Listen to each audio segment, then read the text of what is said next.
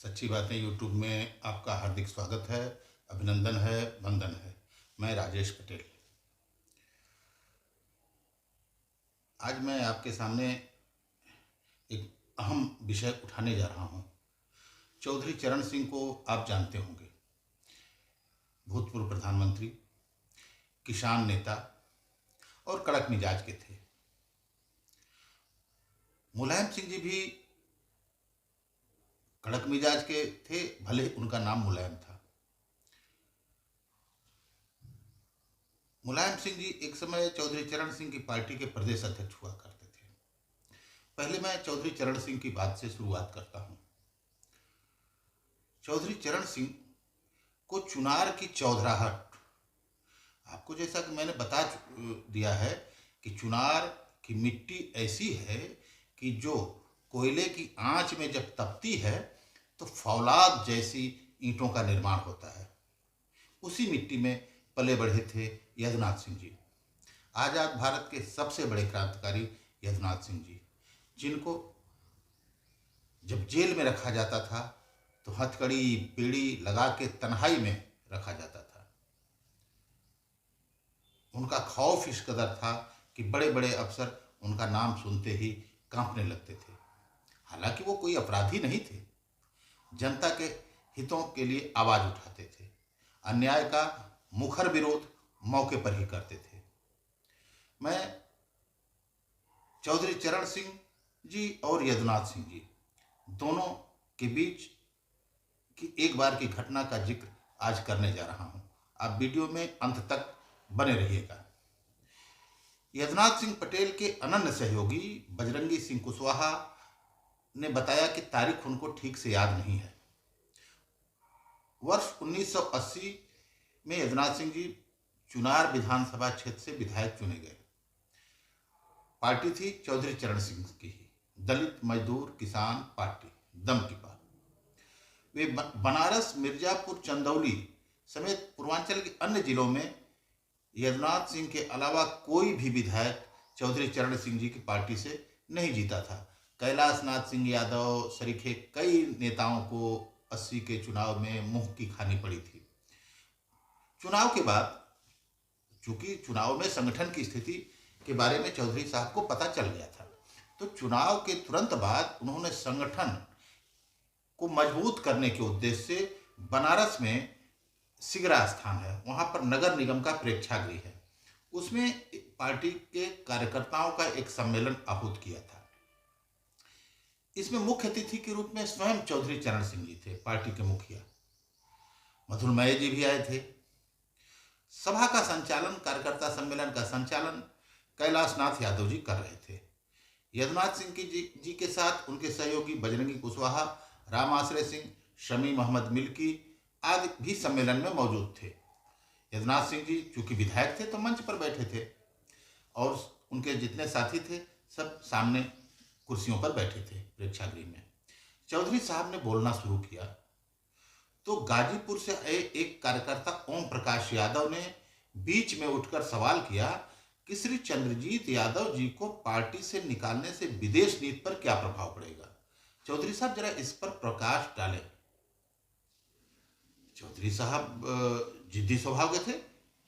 बीच में किसी कार्यकर्ता द्वारा इस तरह से टोकना उनको पसंद नहीं आया।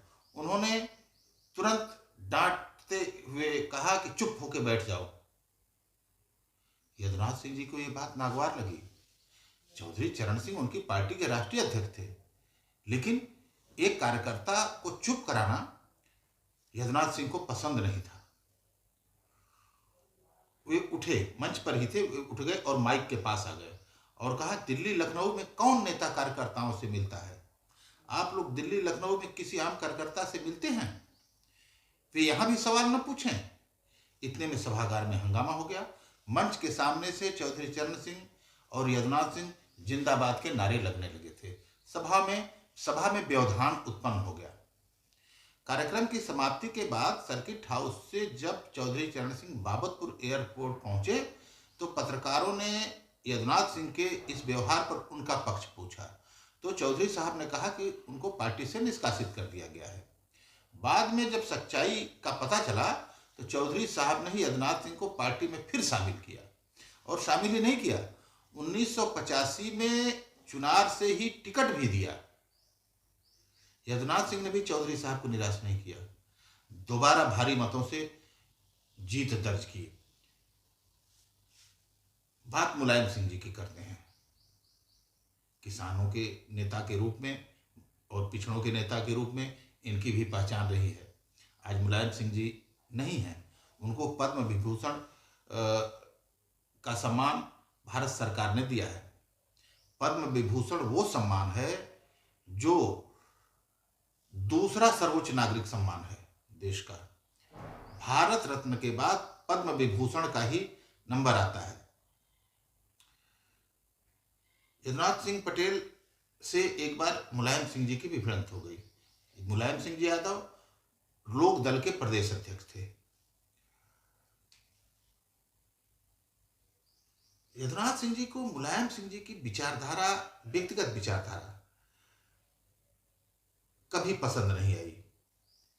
वो लोकदल के प्रदेश अध्यक्ष थे तब भी, मुख्यमंत्री बन गए तब भी। इतना ही नहीं, मुलायम सिंह यादव जी की यूपी कैबिनेट में शामिल होने से मना तक कर दिया था। एक बार ऐसी नौबत आई कि मुलायम सिंह जी ने इनके पास प्रस्ताव भेजा कि आप मेरी कैबिनेट में शामिल हो जाओ, ऊर्जा मंत्रालय आपको दे दिया जाता है। लेकिन विचारधारा मेल न खाने के चलते यदुनाथ सिंह ने मंत्री पद को ठुकरा दिया। लेकिन मुलायम सिंह के साथ कभी नहीं जाना है, उन्होंने कहा। मर जाना बेहतर है। यदुनाथ सिंह कहते थे कि मर जाना बेहतर है, मुलायम सिंह जी के यादव के साथ कभी नहीं जाना है। यही कारण है कि जब चौधरी अजीत सिंह ने जनता दल अ का गठन किया, जब जनता दल से अलग होकर जनता दल अ बनाया, तो यदुनाथ सिंह इनके ही साथ हो गए। यदुनाथ सिंह कहते थे मुलायम सिंह से बड़ा कोई जातिवादी नहीं है, हो नहीं सकता। सत्ता में इनके रहते वंचित समाज का भला नहीं हो सकता। हालांकि दोनों नेताओं में व्यक्तिगत संबंध ठीक ठाक थे, लेकिन राजनीतिक स्तर पर 36 का आंकड़ा था। इस नाराजगी की शुरुआत 1983 में ही हो गई थी। उसमें मिर्जापुर जिले में लोकदल के संगठन में दो ग्रुप बन गए थे, एक जिलाध्यक्ष हरिहर सिंह एडवोकेट का तथा दूसरा गिरजा सिंह का। हरिहर सिंह जी के गुट में स्वयं यदुनाथ सिंह, युवा लोकदल के जिलाध्यक्ष रहे रविंद्र बहादुर सिंह, रावणसंज के अध्यक्ष रामप्यारे सिंह एडवोकेट, रेणुकूट के संगीत देव यादव सहित पार्टी के 90% पदाधिकारी व कार्यकर्ता यदुनाथ सिंह हरिहर सिंह के गुट में थे। वहीं गिरजा बाबू के गुट में कुछ वकील व उंगली पर गिने जाने योग्य लोग ही थे। प्रदेश अध्यक्ष मुलायम सिंह यादव थे। अचानक उन्होंने हरिहर सिंह को जिलाध्यक्ष पद से हटाकर इसकी जिम्मेदारी गिरजा सिंह को सौंप दी। इस बीच उन्होंने अपना कार्यक्रम भी मिर्जापुर में लगवा दिया। तय समय पर वो मिर्जापुर आए। वहां चाय नाश्ता का कार्यक्रम था। मिनी बागपत नाम से प्रख्यात चुनार विधानसभा क्षेत्र के शिवशंकरी धाम में एक सभा भी आयोजित थी, जिसे मुलायम सिंह यादव को संबोधित करना था। इसमें गौर करने वाली बात यह है कि पार्टी के प्रदेश अध्यक्ष के मिर्जापुर आने व सभा को संबोधित करने की अधिकृत जानकारी एकमात्र विधायक जिले के यदुनाथ सिंह समेत हरिहर सिंह गुट के किसी नेता व कार्यकर्ता को नहीं दी गई थी। हालांकि पता तो सभी को चल गया था।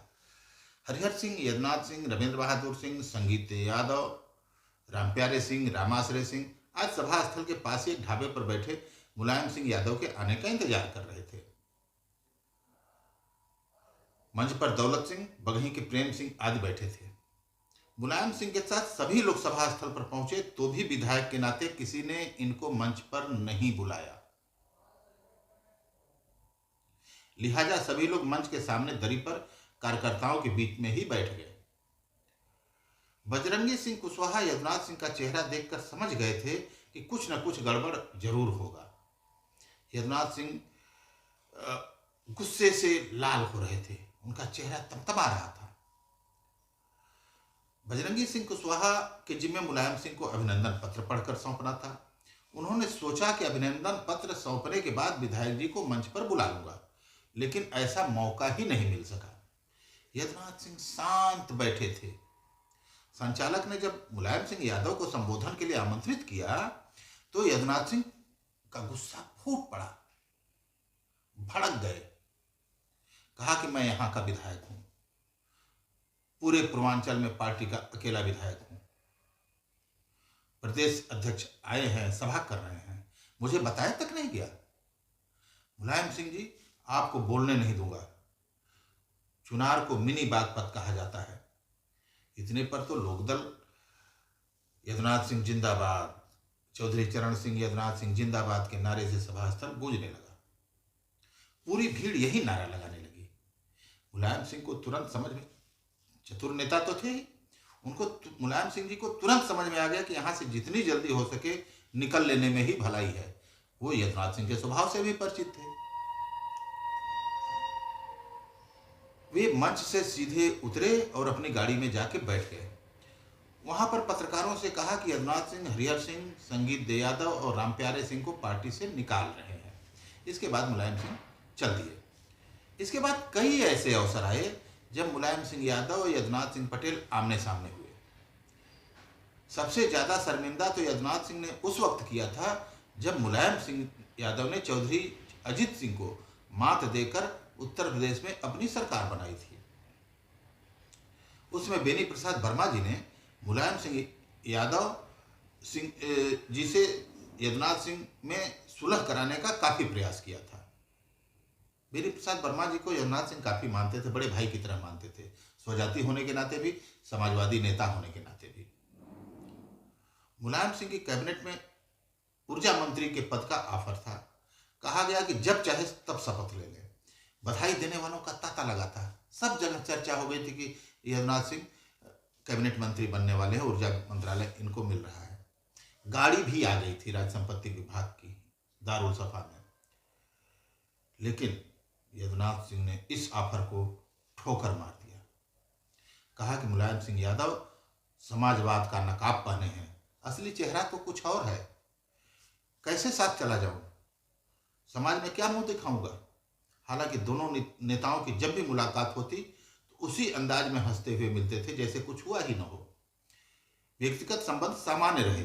किसानों की बात करने के कारण यदुनाथ सिंह जी चौधरी चरण सिंह जी को बहुत सम्मान देते थे। इसलिए जब जनता दल अ का गठन हुआ तो चौधरी अजित सिंह ने इनको उत्तर प्रदेश का प्रदेश अध्यक्ष बना दिया। लेकिन यदुनाथ सिंह भी अब नहीं है, मुलायम सिंह जी भी नहीं है। दोनों में सामान्य रिश्ता कभी नहीं हुआ। वे मुलायम सिंह यादव को घोर जातिवादी मानते थे। यदुनाथ सिंह जी की टीम में सभी जातियों के लोग थे। यादव, कुम्हार, कुर्मी, तेली, अगड़ी, पिछड़ी, मुसलमान, सिख, बौद्ध, सारी जातियों के लोग थे। कहते थे कि सभी जातियों से में जब प्रेम रहेगा तब हिंदुस्तान मजबूत होगा। किसी एक जाति को, किसी एक धर्म को आगे बढ़ाने से हिंदुस्तान कभी मजबूत नहीं होगा, दिन पर दिन कमजोर ही होता जाएगा, वो कहते थे। 16 नवंबर 1967 को अपनी डायरी में उन्होंने लिखा कि साहस के सामने सारे विकार नष्ट हो जाते हैं। समझिएगा, साहस के सामने सारे विकार नष्ट हो जाते हैं। साथियों, आज की चर्चा मैं यहीं पर समाप्त करता हूं। अगली कड़ी में फिर किसी मुद्दे पर चर्चा होगी। आप मेरे चैनल को सब्सक्राइब कर लें, बेल आइकन का बटन दबा लें ताकि जारी होने वाली हर वीडियो का नोटिफिकेशन आपको तुरंत मिल सके।